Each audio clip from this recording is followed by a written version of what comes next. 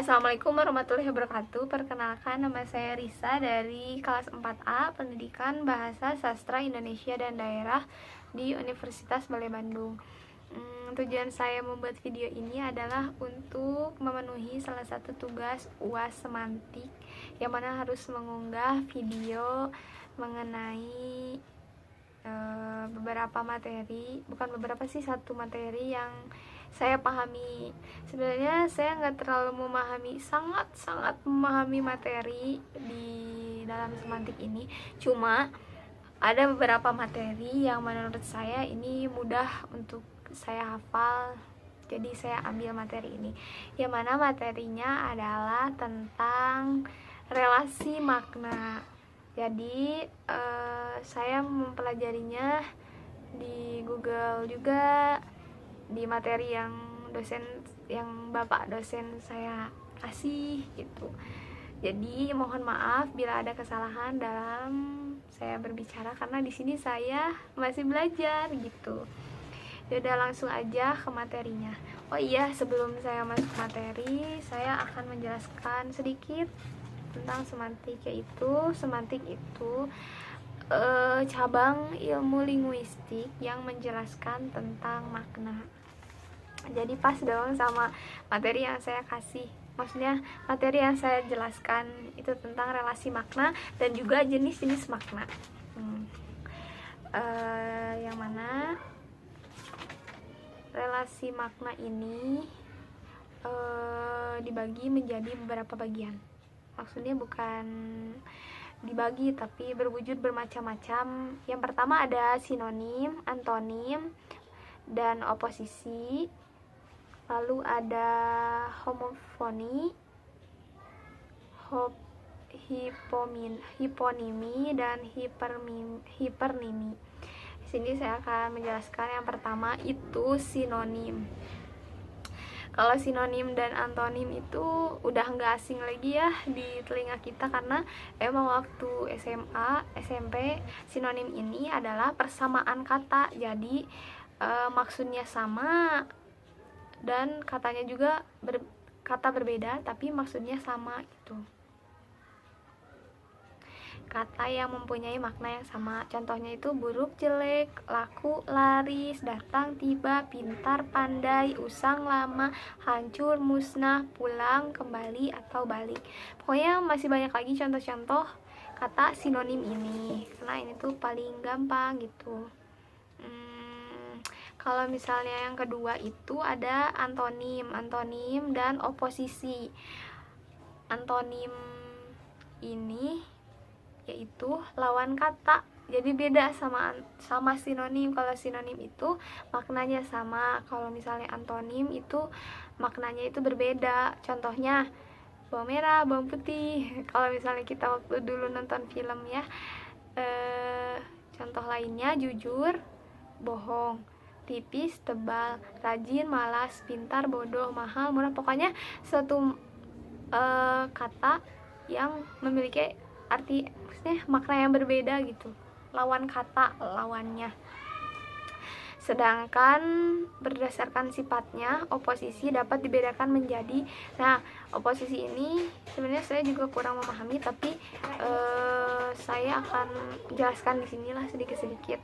Yaitu oposisi ini bisa dibedakan menjadi berapa ya? Menjadi 4. Yang pertama ada oposisi mutlak, di mana terdapat pertentangan makna secara mutlak. Umpamanya kata masuk dan keluar, di antaranya masuk dan keluar terdapat makna yang mutlak, sebab sesuatu yang masuk tentu belum tentu keluar, sedangkan sesuatu yang keluar tentu sudah masuk. Misalnya naik dan turun, di antara naik dan turun terdapat makna yang mutlak, sebab sesuatu yang naik tentu tidak turun, sedangkan sesuatu yang turun tentu sudah naik. Oh iya, ngerti. Jadi oposisi mutlak ini ya seperti contoh yang tadi, kalau misalnya kita naik belum tentu turun, sedangkan kita turun kita sudah naik, kayak gitu. Nah, yang kedua oposisi kutub, yang mana makna kata yang termasuk oposisi kutub ini pertentangan tidak bersifat mutlak, melainkan bersifat gradasi. Artinya, terdapat tingkat-tingkat makna pada kata tersebut. Misalnya, kata kaya dan miskin adalah dua buah kata yang berposisi kutub. Oh, jadi kutub itu berlawanan, kaya dan miskin. Seperti itu. Lalu yang ketiga ada oposisi hubungan. Jadi ini tuh bersifatnya saling melengkapi. Artinya kehadiran kata yang satu karena ada kata yang lainnya. Misalnya belajar dan mengajar, walaupun maknanya berlawanan tapi kejadiannya serempak. Jadi nggak mungkin kalau misalnya belajar dan mengajar, ya kayak gitu, saling melengkapi, yaitu oposisi majemuk, yang mana ini beroposisi lebih dari satu kata. Misalnya kata utara dengan kata selatan, dengan kata timur dengan kata barat. Kata-kata di atas lazim disebut oposisi majemuk, seperti itu. Lanjut yang ketiga ini homonimi, yaitu suatu kata yang memiliki makna berbeda tetapi lafalnya sama atau ejaannya sama. Contohnya ini kata bulan yang berarti dalam waktu 30 hari, kayak gitu. Yang terakhir adalah hoponimi, yaitu bagian dari makna suatu ungkapan lain. Misalnya kata mawar berhiponim terhadap kata bunga, seperti itu. Nah, itu tadi adalah relasi makna. Selanjutnya jenis-jenis makna. Jenis-jenis makna ini ada beberapa. Yang pertama ada kata denotatif.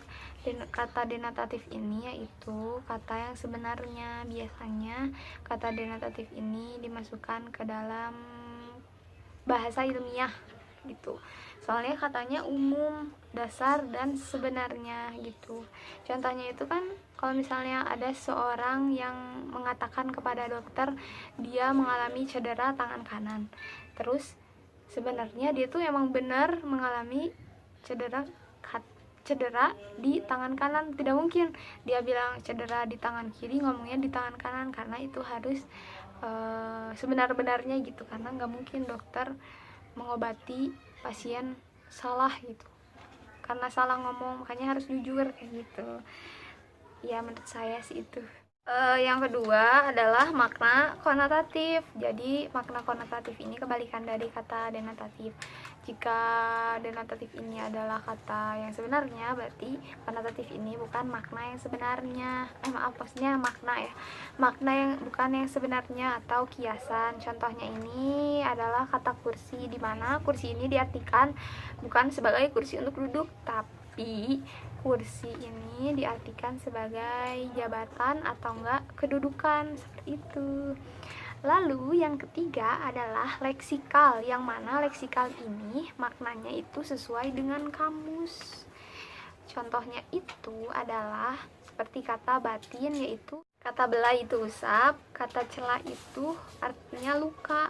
Jadi itu tuh sama kayak kamus gitu. Dan yang keempat adalah asosiatif, yaitu mengucap keseluruhan hubungan makna dengan alam di luar bahasa, yaitu berhubungan dengan masyarakat gitu. Jadi kata asosiatif ini dibagi menjadi 5. Yang pertama ada kolotatif, yaitu berhubungan dengan penempatan makna dalam fase sebuah bahasa, seperti itu. Dan yang kedua adalah kata reflektif, yang mana mengandung konseptual, biasanya mengandung sifat yang sakral, suci, atau tabu. Yang keempat ada stilistika, yaitu makna yang digunakan berdasarkan keadaan atau situasi, seperti itu. Yang keempat adalah afektif, yaitu biasanya digunakan oleh pembicara, jadi berdasarkan perasaan yang digunakan, kayak gitu. Yang kelima ada interpretatif, yaitu makna yang berhubungan dengan penafsiran dan tanggapan dari pembicara. Dan mohon maaf bila ada kesalahan atau salah kata, karena di sini saya masih belajar. Saya tutup dengan wabillahi taufiq wal hidayah. Wassalamualaikum warahmatullahi wabarakatuh. Terima kasih banyak.